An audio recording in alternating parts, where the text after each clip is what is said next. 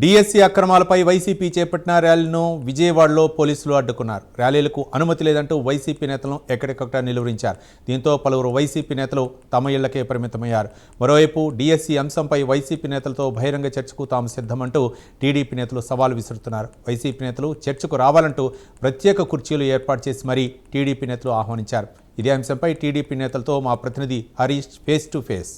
DSC అక్రమాలకు సంబంధించినటువంటి వ్యవహారం పైన రాష్ట్ర వ్యాప్తంగా జరుగుతున్నటువంటి వైఎస్ఆర్ కాంగ్రెస్ పార్టీ ఆందోళన ఒకవైపు అయితే, ఇంకోవైపు వైఎస్ఆర్ కాంగ్రెస్ పార్టీ చేసినటువంటి ప్రధానమైనటువంటి డిమాండ్ ఓపెన్ డిస్కషన్కి సంబంధించినటువంటి వ్యవహారంలో బహిరంగ చర్చకు సిద్ధమంటూ కూడా తెలుగుదేశం పార్టీకి సంబంధించినటువంటి నాయకత్వం విజయవాడ వన్ టౌన్లో భారీ ఎత్తున ప్రత్యేకమైనటువంటి కార్యక్రమాలు నిర్వహించింది. అందులో భాగంగానే వైఎస్ఆర్ కాంగ్రెస్ పార్టీకి సంబంధించినటువంటి జిల్లా అధ్యక్షుడు దేవినేని అవినాష్, అదేవిధంగా పశ్చిమ ఇన్ఛార్జ్ వెల్లంపల్లి శ్రీనివాసు, అదేవిధంగా సెంట్రల్ ఎమ్మెల్యే మలాది విష్ణుకి ప్రత్యేకమైనటువంటి చైర్లు వేసి బహిరంగంగా చర్చకు రావాల్సిందిగా కూడా తెలుగుదేశం పార్టీకి సంబంధించినటువంటి నాయకత్వం పిలుపునిస్తున్నటువంటి సిచ్యువేషన్ కనిపిస్తుంది. ఇందులో మా ప్రధానమైనటువంటి డిమాండ్ డిఎస్సికి సంబంధించినటువంటి అక్రమాలపైన సిబిఐ విచారణ జరిపించాలన్న డిమాండ్ వస్తున్నటువంటి నేపథ్యంలో రాష్ట్ర మైనార్టీ సెల్ ప్రధాన కార్యదర్శిగా ఉన్నటువంటి ఫతావుల్లా ప్రత్యేకంగా బహిరంగ సవాలుకి సంబంధించినటువంటి అంశంపైన ముగ్గురు నాయకులకి స్వాగతం పలుకుతూ ప్రత్యేకమైనటువంటి చైర్స్ కూడా ఏర్పాటు చేశారు. మనతో మాట్లాడేందుకు ఫతావుల్లా ఉన్నారు. సార్ చెప్పండి, ప్రధానమైనటువంటి డిమాండ్ విచారణకు సంబంధించినటువంటి వ్యవహారం సిబిఐ చేయాలని డిమాండ్ వస్తున్నటువంటి నేపథ్యంలో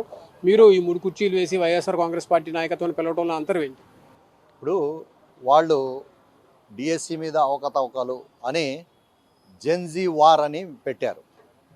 జెన్జీలు ఎవరు లేరు, కానీ Gen X, Gen Y, Gen boomers అంటే 1947 తర్వాత పుట్టిన వాళ్ళు, 1960 తర్వాత పుట్టిన వాళ్ళు, ముసలోళ్ళని వేసుకొని ఒక 50 మందిని వేసుకొని నిలబడ్డాడు. మేమైతే యువకులు వస్తారేమో అనుకున్నాము, ఎవరు రాలేదు. ర్యాలీ క్యాన్సిల్ చేసుకున్నాడు వెల్లంపల్లి సీను. మనమైతే ఏమన్నామంటే, ఇక్కడ ఈ గణపతిరావు రోడ్డు మీద ర్యాలీ అంటే ఇటు వస్తారేమో అని వాళ్ళకు సాధారణంగా ఆహ్వానించి వాళ్ళకు టేబుల్ కుర్చీలు వేసాం. ఆ టేబుల్ మీద కూడా మా ఎల్లో క్లాత్ కూడా వేయలేదు, వైట్ వేసి కుర్చీలు వేసి వాళ్ళ ప్రోటోకాల్ ప్రకారం వాళ్ళ పేర్లు కూడా రాసి ఇక్కడ పెట్టాం. వస్తే చర్చిద్దాం, అసలు మీకు ఏం అన్యాయం జరిగిందా చెప్పండి అని మనం ఆహ్వానిస్తే వాళ్ళు తోక ముడిచారు, వాళ్ళు రాలేదు. ఇప్పుడు కూడా మేము చెప్తున్నాం, మా ఎంపీ కేసీని చిన్ని కానీ, మా ఇన్ఛార్జ్ బుద్ధా వెంకన్న కానీ, నేను కానీ ఎవరితో అయినా మీరు చర్చలంటే మేము సిద్ధం, ఎప్పుడైనా సిద్ధం. మీరు ఈ ఆఫీస్కి రండి చర్చలకు, లేదా టైం ఇస్తే మీ ఆఫీస్కి మేమైనా వస్తామని మేము తెలియజేస్తున్నాం. ఇప్పుడు సిబిఐకి సంబంధించినటువంటి విచారణ చేయాలని డిమాండ్ వస్తుంది. అదేవిధంగా అక్రమాలకు సంబంధించినటువంటి ఆధారాలు కూడా బయట పెట్టామని కూడా వైఎస్ఆర్ కాంగ్రెస్ పార్టీ నాయకత్వం చెబుతుంది. దీనికి మీరు సమాధానం ఏం చెప్తారు? వాళ్ళు ఆధారాలు బయట పెట్టామని చెప్పడం అవాస్తవం, అబద్ధం, పచ్చి అబద్ధం. అబద్ధపు దానిలో పుట్టిన పార్టీ వైఎస్ఆర్సీపీ పార్టీ. జగన్మోహన్ రెడ్డి కూడా మీ మీడియాలో కూర్చున్నప్పుడు అరగంట మాట్లాడితే 100 అబద్ధాలు చెప్తాడు ఆయన. డిఎస్సిలో ఎక్కడ అక్రమాలు జరగలేదు, అసలు అక్రమాలకు తావు లేదు డిఎస్సిలో. మొన్న మనం చూసాం, ఎవరైతే డిఎస్సిలో సెలెక్ట్ అయ్యారో వాళ్ళందరూ కూడా ర్యాలీలు తీస్తున్నారు. అంటే మమ్మల్ని అవమానపరుస్తున్నారా మీరు అని నేను ఒకటే చెప్తున్నాను, ఇది పేపర్ లీక్ చేయడం అనేది జగన్మోహన్ రెడ్డికి వెన్నతో పెట్టిన విద్య.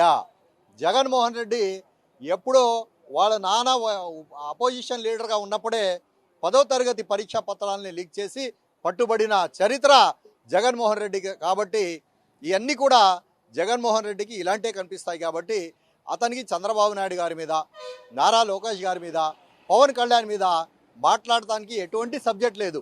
సజావుగా పాలన జరుగుతుంది. కాబట్టి ఏదో ఒకటి చేయాలి. చదువుకున్న వాళ్ళలో అయితే అవేర్నెస్ వచ్చేసింది, ఎవరైతే చదువు రాదో వాళ్లకు ఏదో అలజడి సృష్టించాలని చేస్తున్నాడు తప్ప ఎక్కడ అవకతవకలు లేవు, ఎక్కడ వైఎస్ఆర్సీపీ నిరూపించిన దాఖలా అనేది లేదు. చూసుకుంటే కనుక ఇక్కడ తెలుగుదేశం పార్టీకి సంబంధించినటువంటి నాయకత్వం ఏర్పాటు చేసినటువంటి ప్రత్యేకమైనటువంటి చైర్స్కి సంబంధించి ఏదైతే బహిరంగ చర్చకి బహిరంగ సవాల్ చేస్తున్నటువంటి నేపథ్యంలో ఈ సవాల్ని స్వీకరించేందుకు వైఎస్ఆర్ కాంగ్రెస్ పార్టీ నాయకులు రావాలని చెప్పి కూడా టీడీపీ డిమాండ్ చేసింది. అయితే ఇదే రోడ్డు మీద గణపతిరావు రోడ్డు, ప్రజెంట్ మనం చూసినటువంటి గణపతిరావు రోడ్డు ఏదైతే ఉందో ఈ రోడ్డు మీద వైఎస్ఆర్ కాంగ్రెస్ పార్టీకి సంబంధించినటువంటి నాయకత్వం ర్యాలీ చేయాల్సినటువంటి సిచ్యువేషన్ ఉంది. అయితే పోలీసులు ముందస్తు అనుమతి లేని కారణంగా వాళ్ళని పోలీసులు అడ్డుకున్నారు. అందులో భాగంగానే ఇదే రహదారి మీద వైఎస్ఆర్ కాంగ్రెస్ పార్టీకి ఆహ్వానిస్తూ సవాలుకి స్వీకరిస్తూ ప్రత్యేకమైనటువంటి చైర్స్ను కూడా టీడీపీకి సంబంధించినటువంటి మైనార్టీ నాయకత్వం ఏర్పాటు చేసింది. మొత్తం మీద చూసుకుంటే కనుక అటు సవాళ్ల పర్వం, ఇటు ర్యాలీల పర్వం నేపథ్యంలో ఒక్కసారిగా డిఎస్సికి సంబంధించినటువంటి వ్యవహారం పైన జరుగుతున్నటువంటి ఆందోళనకు సంబంధించినటువంటి వ్యవహారం రాజకీయంగా కూడా హైటెన్షన్గా మారినటువంటి సిచ్యువేషన్ అయితే మనకు కనిపిస్తుంది. మొత్తం మీద ఒకవైపు వైఎస్ఆర్ కాంగ్రెస్ పార్టీకి సంబంధించినటువంటి ర్యాలీలు పోలీసులు అడ్డుకోవడం, ఎక్కడెక్కడ నాయకులను ఇంటికే పరిమితం చేయడం, ఇంకోవైపు చర్చకు ఏర్పాటు చేసినటువంటి వేదికల వద్ద కూడా పోలీసులు ముందస్తు భద్రతా బందోబస్తు ఏర్పాటు చేసినటువంటి సిచ్యువేషన్ అయితే మనకు కనిపిస్తుంది. కెమెరా పర్సన్ లక్ష్మణ్తో హరీష్, ప్రైమ్ 9 విజయవాడ.